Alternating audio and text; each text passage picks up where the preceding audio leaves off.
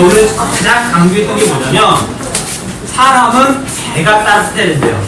물론 선생님 그 말에 못 팔는 거예요. 이렇게 생각해봐. 그 냉장고에서 막 꺼낸 500ml짜리 생수통을 내 배에다가 이렇게 대고 한번 해보세요. 맨 배에다가 물 위에다 말고 그러면 꽤나 괴로울 거 아니야. 해봐 한번. 해봤거든? 꽤나 괴롭단 말이야. 근데 그 차가운 물을 덥다고 벌컥벌컥 말해서 한번 생각을 해보세요.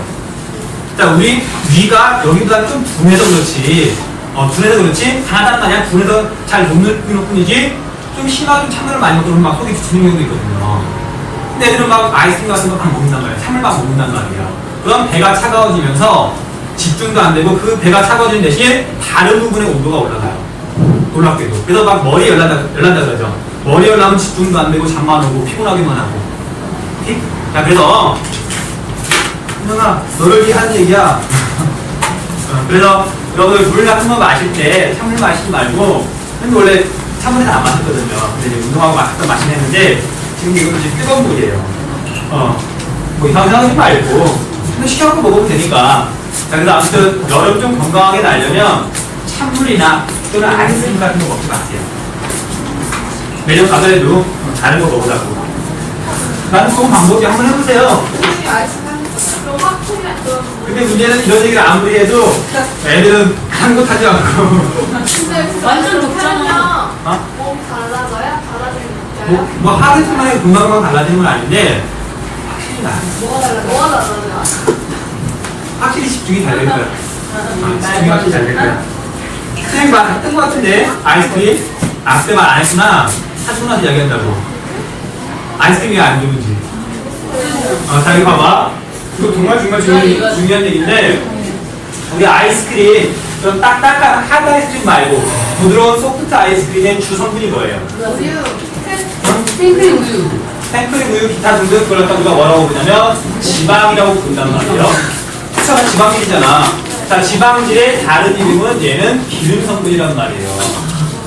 오케이? 왜, 뭐 이상해? 아니야. 자, 그런데 좋아요. 이 기름을 갖다가 봐봐. 우리가 돼지고기 삼겹살 구워 먹고 나면 기름 떨어지잖아. 그 차갑게 굳으면 어떻게 돼요? 딱딱해지잖아. 그러니까 말랑말랑한 게 아니라 그게 굳잖아. 그래서 얘 같은 경우에는 기본 성격이 버터나 마가린처럼 딱딱해요. 근데 그걸 갖다가 아이스크림을 만들었는데 되게 부드럽단 말이에요. 그래, 여기다가 뭘 섞냐면 물을 섞어야 부드러워져요. 생각해봐. 한식에서 물과 기름이 섞인다.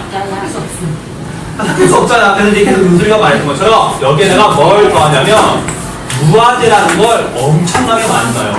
물과 기름을 섞게 만들기 위해서. 자, 그런데 유화제라 그러면 여러분들 그런 느낌이 났을 텐데, 유화제가 쉽게 말하면 여러분들 옷에 묻은 때 있잖아. 그걸 물과 섞이기 위해서 떼어내는 게 세제고, 그게 유화제의 일종이란 말이에요. 물론 몸에 직접적으로 그렇게 많이 나쁘지 않겠지만, 근데 좋을 게 하나도 없는 유화제를 엄청나게 많이 넣어가지고 만드는 게 소프트 아이스크림이에요. 이제? 근데 이런 얘기를, 세제, 액체 세제일 수도 있고, 액체 유화제일 수도 있고, 무체 유화제일 수도 있는데, 어쨌든 두 가지가 섞일 수 있도록 유화제라는 걸 엄청나게 많이 넣단 말이에요. 그럼 알잖아. 빵 용하는 거 만들려면 빵만큼이나 많은 설탕 들어간다는 거 알아요? 근데 얘는 유화제가 엄청나게 많이 들어가요. 그래서 이런 얘기를 해주는데도 불구하고 애들은 많잖아요. 그러니까 그럼 세상에 먹을 게 어딨어요? 그러니까 사람들이 건강하게 못 사는 거예요. 그러면요. 그거 부드러운 거 말고 차가운 건 기본적으로 보면 안 좋아요. 차가운 거. 선생님 그러면은 더울 때 그래야 냉장고 안 들어가고 저는 내리고 안 진짜네. 자, 아무튼 그만. 자, 나중에 되면 또 이야기를 해주겠지만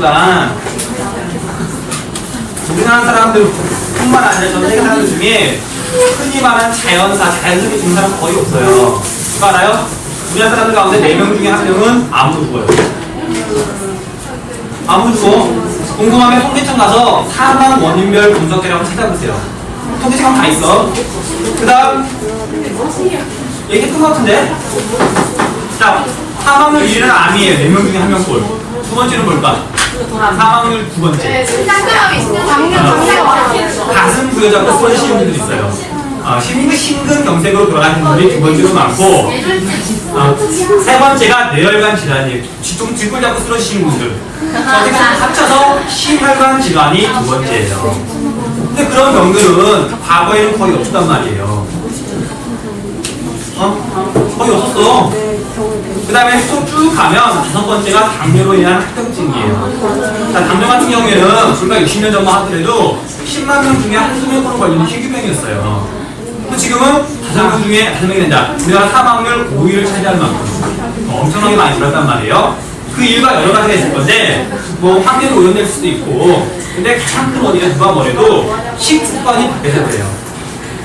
분명해. 다음 점 봅시다. 그래도 안 일어나고. 자, 그 다음. 자, 중간지대는 뭐 조금 이따 할 거고, 주변지대 먼저 볼게요. 자, 서울이 이렇게 있으면 이제 서울에 경계선 부분 더 있을 거란 말이에요. 그래서 서울의 가장자리 부분을 우리가 주변지대라고 불러요. 주변지역. 자, 여기에 특징은 뭐냐면, 자, 도심에서부터 이제 쫓겨져 나온 주거 지역이 보통 여기에 위치하게 돼요. 자, 그런데 뭐 단독주택은 아니고 오늘날에는 대부분 여기가 아파트 단지로 개발이 되어 있죠. 자, 그래서 뭐 상업기나 그런 것보다는 주로 아파트 단지를 중심으로 하는 주거 지역이 있는 곳을 우리가 주변지대라고 불러요. 자, 그 다음 여기 가운데는 자, 주변 지역과 도심의 중간이라 그래서 여기를 갖다가 뭐라고 부르냐면 중간지대라고 불러요. 중간지대 또는 점이지대라고 부르는데, 점이지대란 말 들어봤죠? 우리가 2차 시간에. 그래서 여기 갖다가 중간지대라고 부르는데, 어쨌든 얘는 우리나라에서는 나타나지 않는 현상이에요. 자, 외국에서는 뭐라고 말하냐면, 미국에서는 도심과 이제 아파트 단지 사이에 우리가 보통 슬럼가라고 부르는 불량주택지구가 있어요. 영화에서 많이 나오는. 그러니까 이곳이 원래 어디냐면, 도시가 성장하기 전에 사람들이 여기에 살았단 말이에요. 교통이 불편하니까 여기까지 퇴근하기 위해서. 자, 그런데 도시가 성장하면서 여기에 있는 사람들이 주변 지역으로 이제 수입이 필요해졌으니까 더 나은 삶을 위해서 옮겨간 다음에 이제 빈집들에 이제 가난한 사람들이 들어와서 사는 곳, 그런 걸 우리가 슬럼가라고 부르는데, 얘는 미국에만 있고 우리나라는 없기 때문에 그냥 지워버리세요. 우리나라는 도심과 일단 주변 지대만 있더라. 이렇게 기억하시면 돼요. 우리나라 중간지대는 없어요. 학자만 조금 이야기가 다르긴 한데 시험 문제에 나오진 않아요. 논란이기 때문에. 자, 그래서 주변지에 정리하고 그 다음에 보면 이제 뭐가 나오냐면 부도심이 나오죠. 부도심. 자, 볼게요. 자, 도시가 이제 너무너무 커졌어요. 자, 서울처럼 인구가 1000만 명씩 되면은 도심 하나만 가지고는 사람들이 기능을 다 이용하기 힘들어요.